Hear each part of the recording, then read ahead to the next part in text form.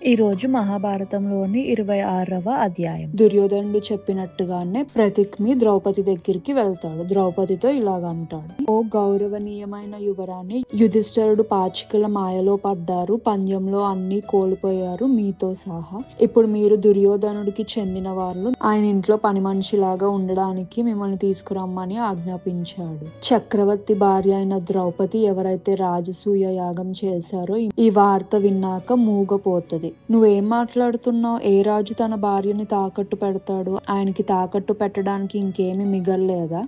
దానికి ప్రతిక్రమి ఇలాగ అంటారు: ఎందుకంటే ఆయన అన్నిటినీ కోల్పోయాడు, ఇంకా ఆయనకి తాకట్టు పెట్టడానికి ఏమీ మిగలలేదు అని జరిగిందంతా చెప్తాడు. ఎలా అయితే యుధిష్ఠిరుడు ధనాన్ని, ఆయన్ని, ఆయన సోదరుల్ని అందరినీ కోల్పోతాడు. గుండెని విరిచేసేలాంటి వార్త విన్నా కూడా ద్రౌపది ధైర్యాన్ని తెచ్చుకొని కోపంతో ఇలాగంటది: ఈ ఆట ఎవరైతే ఆడారో తన్ని ప్రశ్నించు.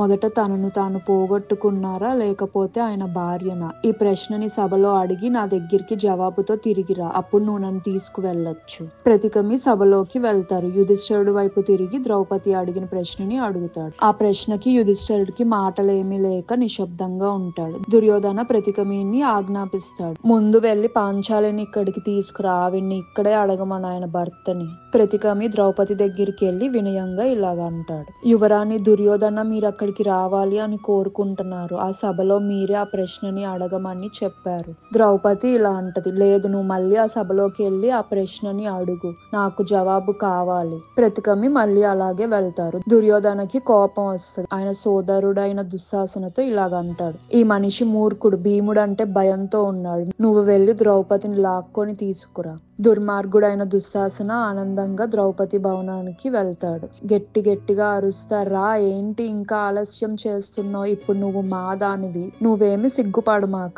నిన్ను మేము గెలుచుకున్నామా, సభలోకి రా.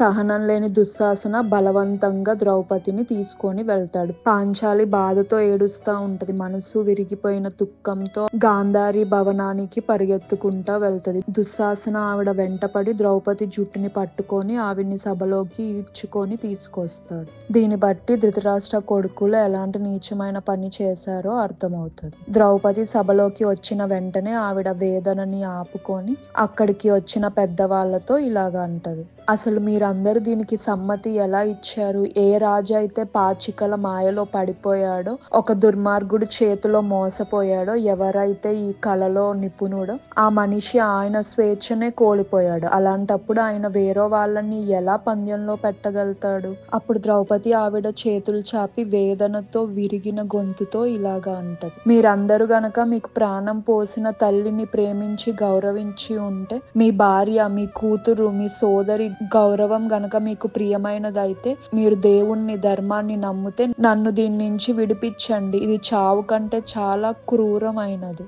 మనసుల్ని విరిచేసే ఆ ఏడుపును చూసి అక్కడ ఉన్న పెద్దవాళ్ళందరూ సిగ్గుతో, బాధతో తలదించుకొని ఉంటారు. భీముడు ఇదంతా ఇంకా చూడలేకపోతాడు. యుధిష్ఠిరుడు వైపు తిరిగి కోపంగా ఇలాగంటాడు: పాచికల్లో అన్నీ తెలిసిన వీరుడు కూడా తనతో ఉన్న వాళ్ళని పందెంలో పెట్టడు. నువ్వు వాళ్ళకంటే అధ్వానంగా ద్రుపదరాజు కూతుర్ని ఈ దుర్మార్గుల చేతుల్లో వదిలేస్తావు. ఈ అన్యాయాన్ని నేను తట్టుకోలేకపోతున్నాను. ఈ నేరానికి కారణం నువ్వు. సహదేవ, మంటను తీసుకురా. ఎవరైతే ఈ పాచికల ఆట ఆడారో వాళ్ళ చేతుల్ని మంటల్లో కాలుస్తా. భీముడు మాటలు చూసి అర్జునుడు శాంతంగా ఇలాగంటాడు: నువ్వు ఇలా మాట్లాడడం నేను ఎప్పుడు చూడలేదు. మన శత్రువుల పన్నాగం కూడా ఇదే, మన మధ్యన గొడవలు పుట్టించాలని. మనం వాళ్ళ పన్నాగంలో పడకూడదు, జాగ్రత్త. భీముడు ఆయన కోపాన్ని అణిచివేస్తాడు. వికర్ణ ఎవరైతే ధృతరాష్ట్ర కొడుకో పాంచాలి బాధను చూసి ఆయన లెగిసి ఇలాగంటాడు: ఓ క్షత్రియులు, ఎందుకు మీరు నిశ్శబ్దంగా ఉన్నారు? నేను యువకుడిని అన్న విషయం నాకు తెలుసు. ఈ స్త్రీని పందెంలో పెట్టే అధికారం ఆయనకి లేదు, ఎందుకంటే అప్పటికే ఆయన స్వేచ్ఛని ఆయన కోల్పోయాడు. అదే కాకుండా పందెంలో మీ భార్యని పెట్టు అనే సలహా ఇచ్చింది శకుని. అది ఆట నియమాలకు వ్యతిరేకం, ఎందుకంటే అవతలి వాళ్ళు పందెంలో ఏం పెట్టాలి అని సలహాని ఇవ్వకూడదు. ఈ కారణంగా పాంచాలిని మనం న్యాయపూర్వకంగా గెలుచుకోలేదు. ఇది నా అభిప్రాయం. సభలో ఉన్న వాళ్ళంతా చప్పట్లు కొడతారు. ధర్మం గెలిచింది, ధర్మం గెలిచింది అని. కర్ణుడు పైకి లెగిసి చూసి ఇలాగా అంటాడు, ఓ వికర్ణ, ఈ సభలో పెద్దవాళ్ళు ఉన్నారన్న విషయాన్ని నువ్వు మర్చిపోయావా? నీ అజ్ఞానంతో నీకు ఎవరైతే పుట్టుక ఇచ్చారో వాళ్ళనే గాయపరుస్తున్నావా? ఆట ప్రారంభంలో ఎప్పుడైతే యుధిష్ఠిరుడు స్వేచ్ఛ మనిషో ఆయన దగ్గర ఉన్నవన్నీ కోల్పోయాడు, ద్రౌపదితో సహా. అప్పుడే ద్రౌపదిని శకుని గెలుచుకున్నట్టు. ఈ విషయంలో మాట్లాడడానికి ఇంకేమీ లేదు. వాళ్ళందరూ వేసుకున్న వస్త్రాలు కూడా శకునికే సొంతం. ఓ దుశ్శాసన, పాండవులు మరియు ద్రౌపది వస్త్రాలని స్వాధీనం చేసుకొని శకునికి ఇవ్వు. కర్ణుడు చెప్పిన ఈ క్రూరమైన మాటలు విన్నాక పాండవులు ధర్మం మనకి పరీక్ష పెడుతుంది అని వాళ్ళ పై వస్త్రాలని విడుస్తారు, ధర్మమే మనల్ని రక్షిస్తుంది అని. అది చూసి దుశ్శాసన ద్రౌపది వైపు వెళ్తాడు, బలవంతంగా ఆవిడ వస్త్రాలని స్వాధీనం చేసుకోవడానికి. పూర్తి నిస్సహాయత వేదనతో ఇలాగా అంటది, భూమి నుంచి సహాయం విఫలమైనది, ఓ దైవమా నిన్ను వేడుకుంటున్నాను అని రోధిస్తుంది. దేవుడా, ఎవరినైతే నేను ఆరాధిస్తానో నమ్ముతానో ఈ దారుణమైన పరిస్థితి నుంచి నన్ను విడిపించు, నన్ను కాపాడేది నువ్వు ఒక్కడివే, నన్ను రక్షించు అని చెప్పి కళ్ళు తిరిగి కింద పడిపోతుంది. దుర్మార్గుడైన దుశ్శాసన ఆయన సిగ్గులేని పనిని ప్రారంభిస్తాడు. పాంచాలి వస్త్రాలని లాగడం మొదలు పెడతాడు. అక్కడ ఉన్న పురుషుల్లో మంచి వాళ్ళు తలదించుకొని కళ్ళు మూసుకుంటారు. అప్పుడు దేవుడి దయతో ఒక అద్భుతం జరుగుతుంది. దుశ్శాసన ఆవిడ వస్త్రాలని లాగుతున్న కొద్ది కొత్త వస్త్రాలు వస్తా ఉంటాయి, ఆవిడ శరీరాన్ని కప్పుతానే ఉంటాయి. అలా ఒక పెద్ద బట్టల కుప్ప వస్తుంది. దుశ్శాసన లాగి లాగి నీరసంతో పడిపోతాడు. అక్కడ ఉన్న పురుషుల్లో మంచి పురుషులు ఈ అద్భుతానికి దేవుణ్ణి పొగిడి ఏడుస్తారు. భీముడు గట్టిగా ఒక భయంకరమైన మాటని ఇస్తాడు. ఈ పాపాత్ముడైన దుశ్శాసన ఛాతిని చీల్చి ఆయన హృదయంలో ఉన్న రక్తాన్ని తాగి గాని నేను నా పూర్వీకుల దగ్గరికి వెళ్ళను. అకస్మాత్తుగా నక్కల అరుపులు వినిపిస్తాయి. అలాగే పక్షులు, గాడిదలు విచిత్రమైన శబ్దాలు చేస్తా ఏడుపులు వినిపిస్తా ఉంటాయి అన్ని వైపుల నుంచి.